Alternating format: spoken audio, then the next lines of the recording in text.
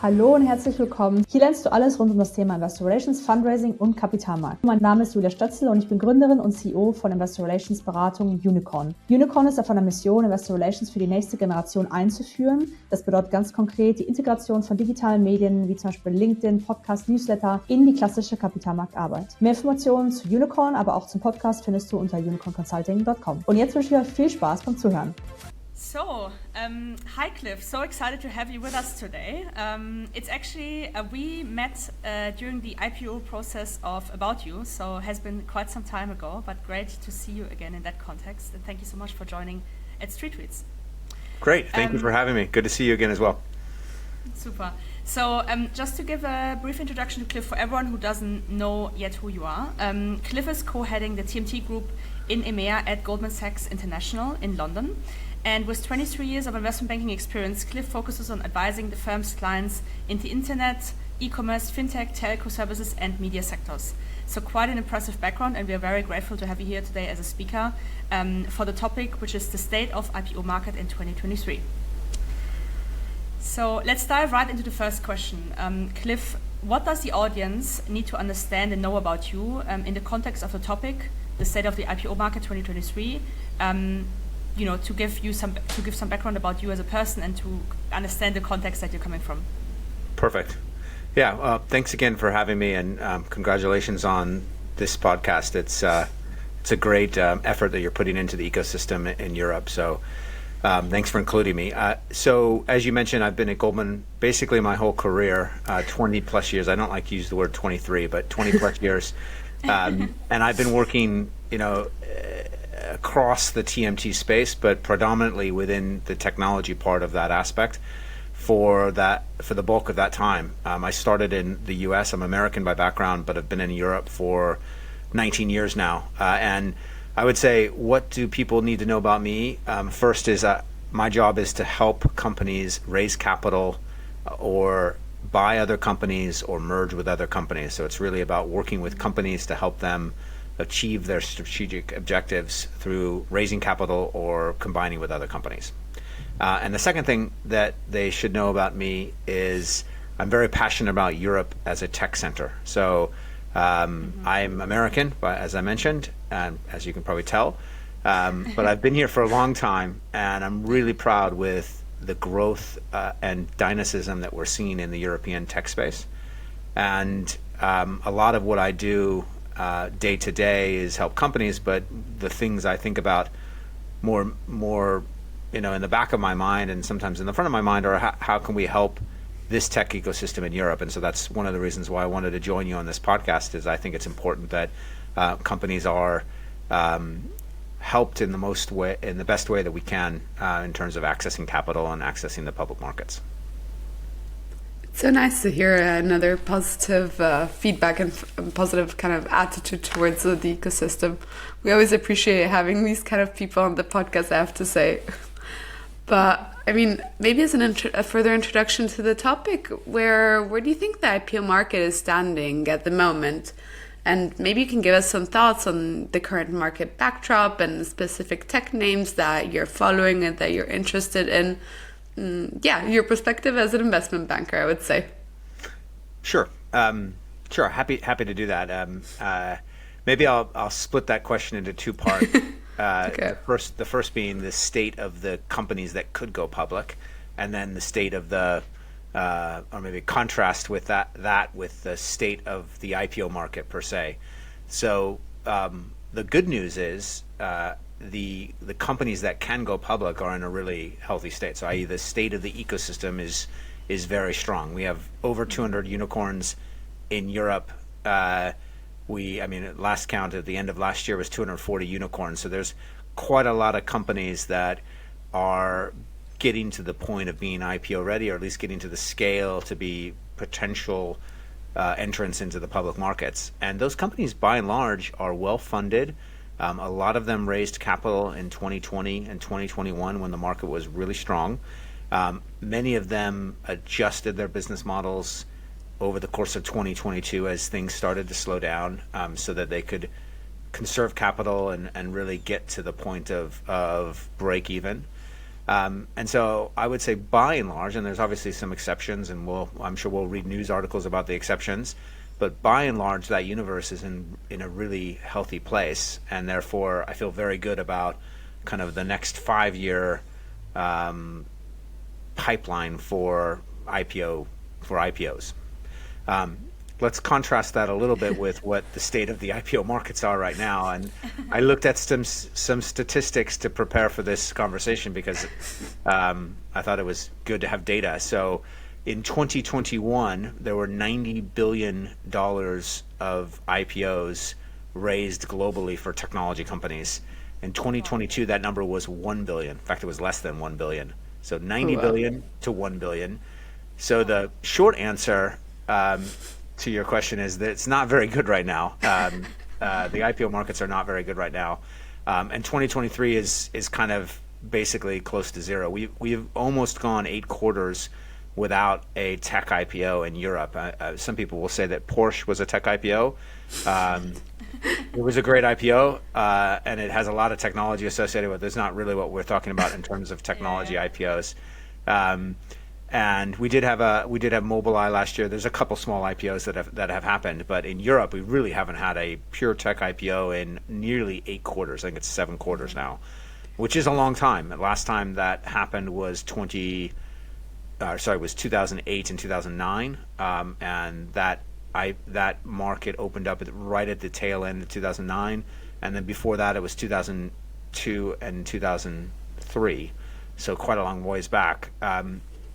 So we've gone through that. I feel like we're nearing the end, and I would and I think your next question might be around when is it going to open, but I can go ahead and answer that now, or you can ask that. Or you can ask that question. I already know what questions are we going to ask. Well, because that's what everyone asks. They want to know when is it going to open, so I can plan it on my calendar. Exactly. So you already preempted the question. So when do you think markets are going to open up again? Yeah. So look, I think we've had a lot of the adjustments already happen, and those adjustments are. From an operating standpoint, a number of the companies, as I mentioned, have slowed down their growth to conserve capital. They've also seen their top lines impacted over the course of 2022 from the macroeconomic situation, the consumer cost of living crisis, a variety of things. And I think, secondly, we've had multiples adjust pretty significantly over the course of 2022, and they've really stabilized in 2023. The thing that we've seen that's positive is actually the financial conditions and volatility seem to be bottoming in terms of inflation is starting to dissipate, interest rates seem to be flattening or not rising as much anymore, and in some markets may not rise anymore. And that to us is important to see stability and lower volatility, and for people just to be more comfortable investing. And so I think we're starting to see the ingredients for a more healthy capital market. The leading indicator we look at are what we call accelerated book build offerings. So it's ABOs. So basically public companies who raise capital either through issuing shares or through their shareholders selling shares in those companies. Those are starting to happen. They're working. Investors are making money. The deals are going well. They're well subscribed. Investors want access to companies. So we're starting to see the ingredients for a better market, and that gives me confidence or optimism that things are starting to open. I would say Europe is going to be slower to the IPO party than the U.S. And the reason for that is the U.S. Companies go public when they're ready to go public in the U.S. Because they're usually bigger. They have very large shareholder bases. And the decision on IPO doesn't rest on whether the price that they see on the first day of trading is the exact perfect price. It really rests on whether the company is ready to go public, whether its shareholders want liquidity, and those IPOs in the U.S. tend to happen where less of the company is sold. So 10 to 15% of the company is sold, versus in Europe where you tend to have 30 to 40% of the company are sold in an IPO. And so in Europe, you're more focused, or the investors are more focused on what price they're going to actually sell their shares at, versus in the U.S. it tends to be primary, so capital into the company, and they're less focused on that exact price. I think there'll be, so cut a long story short, I think you'll see tech IPOs in the U.S. in the second half of 2023, so this year. I would be surprised if we see tech IPOs in Europe in the second half of 2023. But I would also be surprised if we don't see them in the first half of 2024 in Europe. And so my conclusion is a trickle of IPOs in the U.S. second half of this year, and then a more opening of the market more globally, including Europe, in 2024. That's super reassuring. It's very reassuring. Also, I mean, I think from both perspectives, right? Like, companies need money eventually, even if they're cutting a lot of employees and trying to reduce their costs and stuff. But at one point, they need money. They need an exit potentially. Investors also do want to invest, right? So it's just a matter of price at one point, but also, the market will need to get there. But it's very reassuring what you're saying. I hope I'm right. We hope so too. Yeah, exactly. But would you say, like, when the market went down a bit, we had a number of companies that seemed to be on the brink of their IPO, and then all of a sudden it had to be pulled back. I don't say you're like a gorillas of the situation. Like, there were these companies that was rumored that was going to happen. Do you think it's going to be these companies? Well, okay, some are not in that same situation anymore, so it's not even on the table. But like others that could have been an IPO then, will they be the first ones towards the IPO door? Or are we going to see other sectors coming through? Like, I know there's the entire hype around AI and climate tech. Like, these are going to be more hot topics nowadays than the food tech. But I mean, of course, your specialty is still like tech in general. But what do you think about this? Yeah, I think, well, I would, without going into the specific subsectors, I think the type of company that will open up the market will be much lower risk type company. So it will be profitable or effectively profitable at the time it goes public, and it will have growth. So it will be profitable and growing, and it will be more likely larger household name, meaning it's kind of lower risk in terms of an investment proposition. Those will be the first companies to go public, and what will then happen, what we expect to happen, is that those companies go public, they do well as public companies, investors start to feel more comfortable with the IPO product or process, and then you move up the risk spectrum in terms of higher growth, potentially, slightly less profitable or even not profitable companies, and then you move down that curve, and that's what we've seen in other periods of IPOs reopening. You start with the household names, the profitable, growing companies. Porsche is a great example of that. Mobileye, which went public in the U.S. last year, was a great example of that. Those are the type of companies that will open up the market, and then we'll continue to see more and more aggressive companies coming in thereafter. Yeah. In terms, and then in terms of subsectors, it's hard. I think, look, AI, if you have a profitable AI software company that wants to go public, I think they will probably have access right now, given what's happening right now in the public markets. We can talk maybe further in the conversation around AI, because I think that permeates almost every company now. Maybe we can get to that a little bit later. But yeah, I think, software, classifieds, profitable consumer tech, those types of companies, there's that we would expect, a number of those companies to be interesting to the public markets. More important is the financial profile at this point in time. Yeah. A B2B profitable, that could be a nice one. Yeah. It's interesting how profitability became back in vogue. It feels like the last 5 years, at least, that I was in IR, working also for tech, obviously. It was more about, like high growth, hyper growth, in fact, and profitability was second priority, but obviously that is changing now with investors' preference are changing as well. So maybe we can talk a little bit about lessons learned from previous setbacks, market setbacks. So I actually also have already gone one bear market, in fact in the 2008 bear market.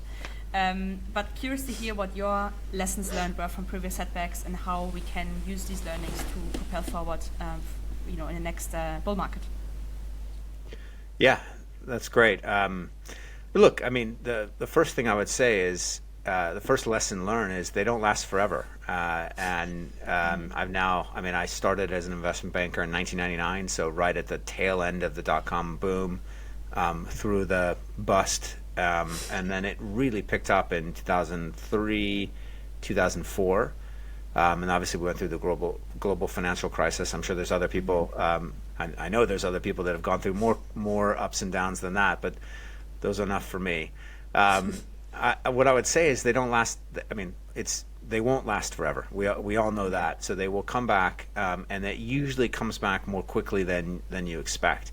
As I mentioned earlier, we've already gone 7 quarters without a tech IPO in Europe, which is nearly the longest we've gone. I haven't actually looked back at the data, but it's been a long time already. It's gone by quickly, but we've already gone through quite a lot. So my first lesson is be prepared for it to come back more quickly than you expected or than you expect, and that has a lot of ramifications in terms of preparation. The second lesson learned, and I think this will resonate with the two of you who are focused on this topic, is use this opportunity when the deal calendar is low or not full to build up, and this is advice to companies, use the opportunity when the deal calendar is light and other companies aren't raising capital and investors aren't looking at deals, to go and build that club of investors that will make great investors at the time of the IPO. I mean, the best thing, the best feeling is when you go into an IPO roadshow meeting and you've met with, X investor, X, tier 1 institutional investor 2 or 3 times leading up to that process. And that IPO meeting isn't, this is what my company does, it does X and Y, we have these financials. But the conversation is, hey, it was great to see you 6 months ago, and it was great to see you 18 months before that. And by the way, since then we've delivered on X and Y, and our business is doing this, and we've pivoted slightly here, but we're meeting our objectives there. That is a much more fruitful conversation to have at the time of the IPO, rather than, this is what we do, can you please invest in my company? And so I think using this time now to make those relationships with those investors, employing people like the two of you to help in that process, and maybe an investment bank or two, I think is a great use of time. I remember back, this would have been 2012, 13, doing these what we called non-deal roadshows with the best 5 or 6 tech companies in Europe that were private, and spending time, and they built very good relationships with investors at that point of time. Some of them went public, a couple of them ended up not going public, which was a shame, but it was really really good time spent. But I mean, I completely agree. It's something that I also hear of, and it resonates a lot with like the things that you see happening these days. Even investors are quite keen to like have conversations. And I'd say like a non-deal, very much like let's get to talk, let's get to know each other, let's keep updated about what you're up to. But that's it's very useful. Yeah, they have time now. If it's not during the earnings season for their sector, they have time and they're curious. We have a lot of tier 1 institutional investors inbounding to us saying, what are the next 15 companies that are going to go public? We want to meet them now. So there's supply and demand that exists here. Actually, if I may just put in one question, because I spoke to one, let's say, pre-IPO company the other day. What would you say is the right time to do these meetings? Like, do you want to do them too early, or what is too early and what is the right timing? Just because this question just popped up in my head. Sure. I'm going to answer this for you, but I know you know this. But so look, in the IPO process, so when you hire your advisors and you're moving forward to an IPO, there's usually, well, the European market has really evolved to having almost 3 sets of meetings during the formal IPO process. So that would be early look meetings, pilot fishing meetings, and then the roadshow meetings. So there's almost 3 bites at the apple, so to speak, over the course of the formal IPO process. What we're really talking about here is ahead of that. So before you've hired advisors, before the company has decided to go down the IPO route, just meeting with investors on a non-deal, no specific agenda basis. And yeah, I would say, 6 months before, 6 months to 18 months before, even 6 months to 24 months before that formal kickoff of the IPO process, because you can do it once 18 months before and then do it another 6 months before, and then you move into the formal process and it becomes the formal process where you go through with your advisors in a more formal way, more restricted way as well. But before you kick off that IPO process, it's pretty flexible in terms of when you meet with those investors. Wonderful. And what else do you think these companies could be doing, like talking to investors, but also internally, like cleaning up the house, kind of activities that you would recommend from your point of view? Yeah, I mean, that's exactly right. I think you're kind of asking what should companies do in this time frame to prepare for a potential IPO down the road. The first thing I would say, and I would say the most important thing, is run the business in the right way that is the right way for the business long term. And so I put that in a different way.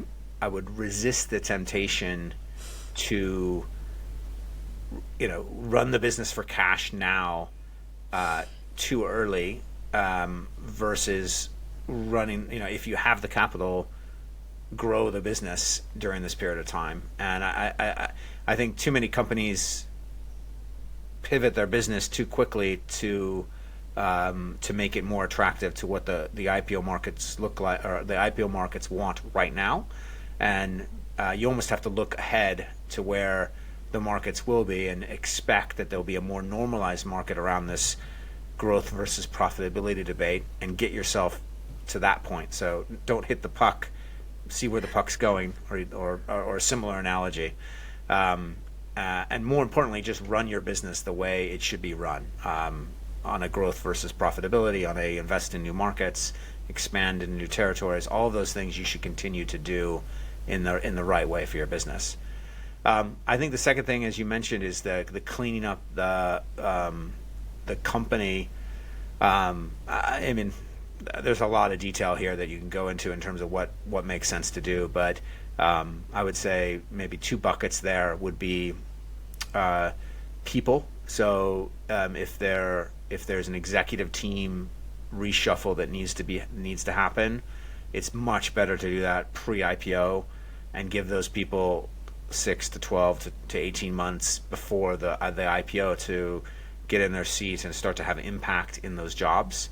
To me, that makes a lot of sense, rather than doing it. I mean, I see too many companies that get to the finish line of getting public, which, by the way, isn't a finish line.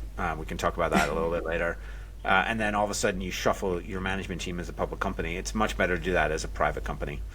I think the second thing is the story, and the story, simplifying the story down to what the company really does and what value it adds to its customers, and then linking that to the financial reporting and KPIs so that the numbers and metrics link to the story and tell the story of how the company is really having impact with its customers and providing value to its customers. Very good. hints, and that's also I would fully subscribe to. But let's say, I mean, an IPO is not maybe on the table for every company at the moment, or not for some sectors even. Are there any alternatives in terms of financing? If a company really needs to go out and fundraise now, perhaps there are private placement options. Anything else, or maybe you can elaborate a little bit on this? Yeah, I mean, there are definitely. And I would say option one is, the IPO market. It probably isn't really available for almost any company right now, unless we have that profitable AI software company. But they will open, and I would say the base case is really wait and do some of the things we were just talking about on this phone call. Wait, allow the markets to improve and repair themselves, and then access the markets when they're ready. Obviously, that's not going to be applicable to every company. So the M&A markets are definitely open. You mentioned gorillas, I think, earlier in this conversation. That's a good example of two companies in a sector coming together to create a stronger company. And I would expect. I mean, we have a number of other examples along those lines, either happening or potentially happening over the next few months or quarters. Those type of transactions make a ton of sense and result in bigger, more scaled companies. So I would expect that continues to happen. There's not the capital. Those deals. The best deals are when they're share for share merger of equals, where two companies are similar, and then you can put them together. It's easier to put them together because they're similar companies and they're valued similarly, and then the two companies benefit from having more scale and synergies and operating more efficiently. But there's also cases where it makes sense for a larger strategic, maybe publicly listed, with capital to buy those companies for cash during this time period, and that will happen as well. And then the other option is the quote-unquote private placement, which maybe 10, 15 years ago was a very simple term. Now it encompasses a whole range of different structures and options, and all the way from raising just pure equity on one end to some type of convertible security, which gives investors downside protection, but then allows them to get a fixed return or convert into the company, convert that security into shares in the company when it goes public, or potentially after it goes public. And so there's a whole range of different structures and solutions that are available right now. And I would say the more, the easier, the more structure there is, or more downside protection to investors, the easier it is to raise capital right now.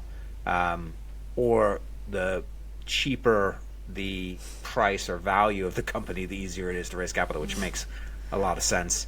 And I would say, the deals that are happening in the private placement market right now are either supported by existing shareholders, and then there's some followers that come in. Two, are done at a realistic price. I won't say cheap, but a realistic price relative to similar public companies.